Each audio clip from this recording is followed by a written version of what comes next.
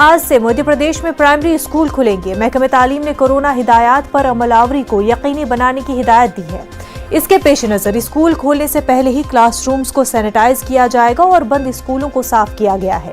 अहकामात के मुताबिक क्लासेस 50% सलाहियत के साथ मुनक्किद की जाएंगी। वालिदैन की तहरीरी रजामंदी के बाद ही बच्चे स्कूल पहुंचेंगे। हमारे नुमाइंदे मेहताब आलम इस वक्त हमारे साथ जुड़ चुके हैं। काफी अरसे बाद स्कूल खुलने जा रहे हैं, उस हवाले से तैयारियां भी शुरू हो चुकी है। मुनज़्ज़ा यकीनी तौर पर एक 18 महीने के बाद जो है तलबा स्कूल दाखिल होंगे, लेकिन अगर पूरे मध्य प्रदेश की बात करें, हुकूमत ने ये काम जरूर जारी कर दिया था कि 20 तारीख सितंबर से स्कूल खुलेंगे।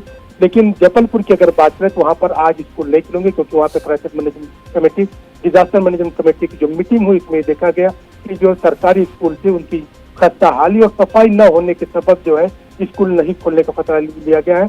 आगे स्कूलों की सफाई और खस्ता हाली को दूर करने के बाद वहाँ पे स्कूल खुल सकेंगे। वही दूसरी जगह मध्य प्रदेश की बात करें तो हम ये देख रहे हैं कि वहाँ पर हुकूमत ने फैसला जरूर किया है, लेकिन स्कूलों के जरिया वैन को, बसों को नहीं चला जाने के बाद और फिर जो कोरोना की वबाई बीमारी है 100% खत्म नहीं होने की वजह से बहुत सारे लोग अभी फैसला नहीं कर पा रहे। और हुकूमत ने तय किया है कि जब तक वालिदैन तहरीरी रजामंदी नहीं देंगे तब तक बच्चे स्कूल नहीं जाएंगे। और स्कूलों के जरिया स्कूल वैन या बसों के नहीं चलाए जाने के सबब जहाँ पर वालिदैन को एक इजाफी खर्च का मामला है कि बच्चों को स्कूल कौन लेकर जाएगा। पहले एक बसें चलती थी, वैन चलती थी, पेरेंट्स जो है बच्चों को भेज दिया जा करते थे, एक गाड़ी में कई बच्चे चले जाया करते थे।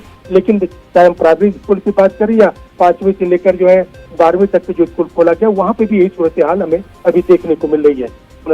बिल्कुल मेहताब आलम, बेहद शुक्रिया आपका। वहीं मध्य प्रदेश में